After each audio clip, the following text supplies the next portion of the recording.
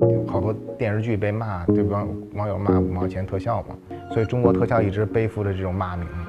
我觉得录音不受重视，就是它不能很直观的让人觉得票房是你贡献的。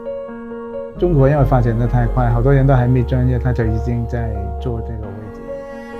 一部好的电影，它是离不开这个幕后的这些工作者的，但是几乎是没有聚光灯关注过他们。我在中国做电影呢，讲述的都是中国电影幕后人物的一个片子。我们聚焦的是这个5大电影的核心领域：美术、声音、摄影、特效，还有配音。就是让我在错误的时间出现在错误的7位的电影人物几乎都是这个行业里头最优秀的。他们所参与的这些片子其实都是在中国这10几20年当中非常重要的精品。叶景天老师他是第一个获得这个奥斯卡最佳艺术指导的华人，他非常像一个哲人，同时呢他又很像一个诗人，他是在说道，不是术。你别看他非常儒雅的一个外形，但是他说话是绵里藏针。你现在看很多那种历史剧啊什么，他拍出来就是一个模式。我觉得总有一天中国人会疲劳，在看那些纷纷的。摄影师曹郁，陈凯歌导演把他叫做另外的一个导演。他这块颜色肯定没了。他是一个非常认真的一个人，像一个师者一样，传道授业解惑。少一点，对。我们的记者在知道要和曹老师去对这些内容的时候，都会特别紧张啊。他参与的片子，你至少要看3到5遍吧。回眸一笑百媚生，在《妖猫传》的这个镜头，他一共打了4层光。把这蜡烛放在他的脸的这一边和底下，就是有灯笼的光，有蜡烛光，有 LED， 还有那 Dido Light 那个灯，然后我们接在这个电子调光台上合在一起，最后产生了这么一种光色。他的很多的镜头其实都能看得出来是音乐啊、绘画这些艺术门类对他的滋养。他有自己的江湖地位，更像一个艺术家。中国的特效是不是5毛？中国的特效到底和美国的特效差距在哪里？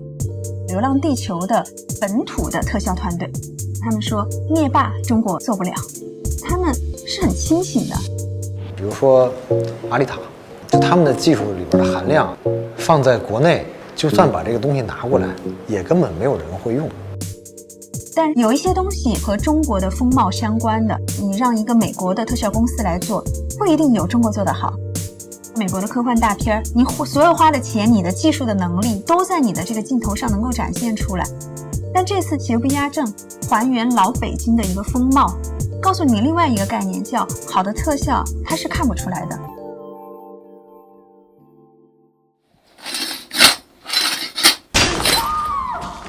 我们往往关注的是看得见的视觉，而忽视了听觉。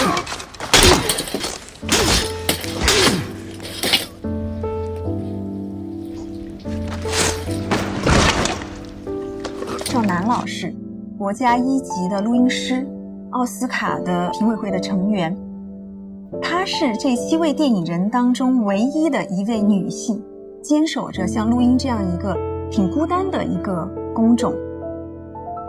干这个工作的工作性质可能是比较封闭，一天你可能跟谁都没有对话。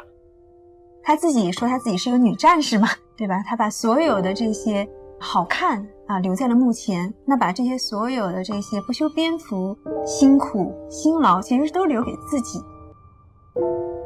没有你啊，我可不能一击得手。阿杰给几百部这个影视剧都有做过配音。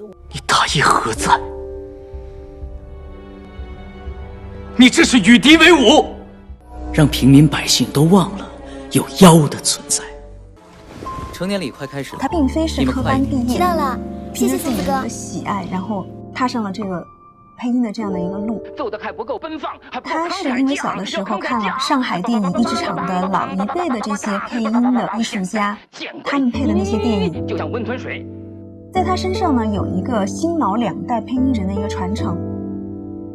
你看我们这个片子不叫拍电影，叫做电影。他更像一个匠人，所以他其实是一个工匠精神。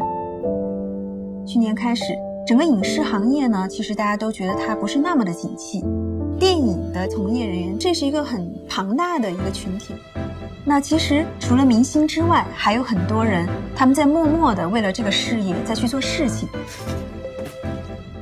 希望有更多的这些想从事这个行业的年轻人，看到这个片子之后，能够启发他未来是不是考虑可以进入到这个行业里头。一往无前的唯一力量，就是热爱你所做的一切。